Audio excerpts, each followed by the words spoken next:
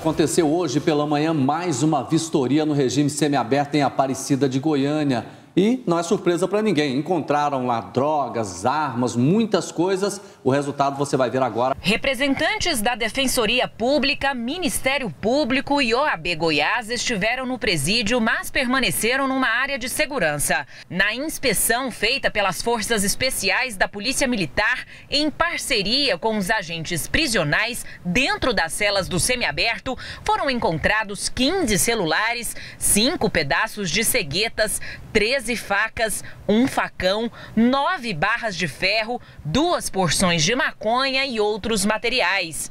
Essa situação de armas serem encontradas, isso vai acontecer em qualquer presídio no país em que houver uma situação de revista.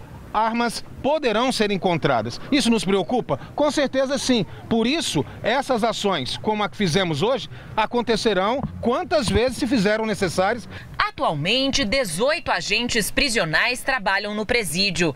427 presos estão bloqueados, ou seja, não podem sair porque não têm emprego.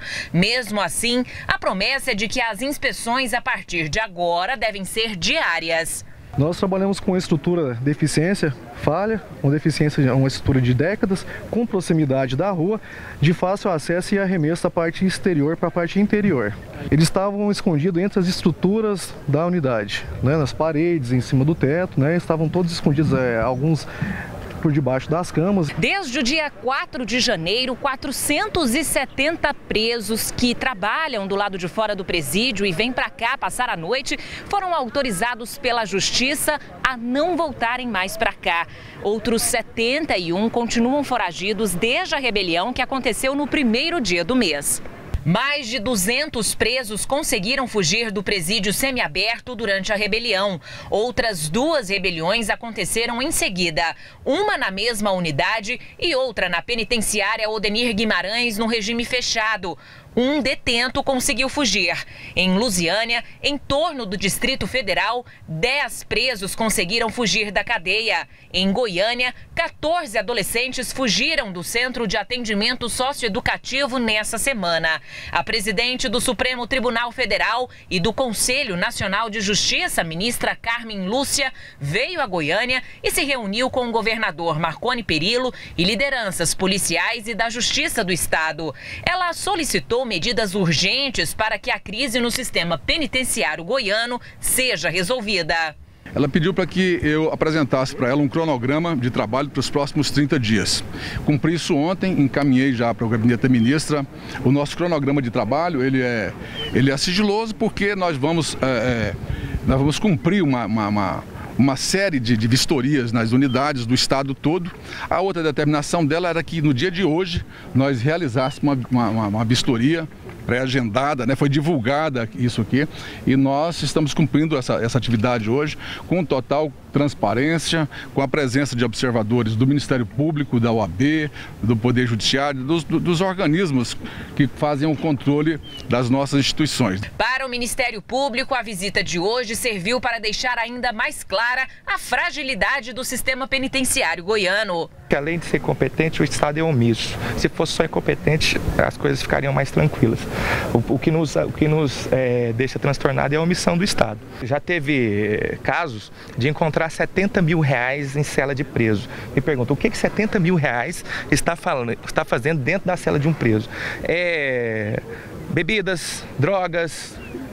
É isso aí, nós sabemos a realidade. Entra porque o sistema é falho, entra com as visitas, entra com os presos aqui, entra com os próprios presos do semiaberto, entra pela corrupção. Então a porta de entrada é muito grande. A lentidão da justiça gera a superlotação dos presídios, principal motivo para rebeliões. 300 casos devem ser julgados na próxima semana com urgência, para que o problema seja pelo menos amenizado. O Tribunal de Justiça já designou uma força-tarefa, já estão designadas mais de 300 audiências, que nós esperamos que, pelo menos nesse início, desafoguem o sistema prisional, principalmente o semiaberto e o regime aberto, que é cumprido na Casa do Albergado. E a Natália Mendonça vai conversar agora com um representante da Ordem dos Advogados aqui em Goiás, que também participou dessa vistoria na manhã de hoje, lá na colônia agroindustrial do regime semiaberto. Natália, com você, boa tarde. Boa tarde, Vivian, boa tarde, pessoal de casa. Pois é, eu estou aqui com o Gilles Gomes, ele que é representante da Comissão dos Direitos Humanos, esteve também lá hoje pela manhã. E uma coisa que fica bem evidente com essa vistoria, com tudo que foi encontrado, com o que a gente viu lá hoje pela manhã, é essa fragilidade mesmo do sistema penitenciário e que ele não cumpre o que a lei diz que ele deve fazer. Boa tarde.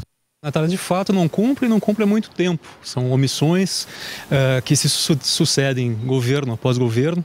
Esperamos, claro, que todo esse movimento em torno da questão pontual aqui no Estado dele surja novidade, que a gente consiga minimamente aplicar a Lei de Execução Penal e a Constituição da República. Fazendo isso, já teremos conseguido certamente atingir o objetivo que buscamos. O papel do presídio não é só manter o preso ali dentro, que ele fique realmente preso, é reeducar. Isso não é feito?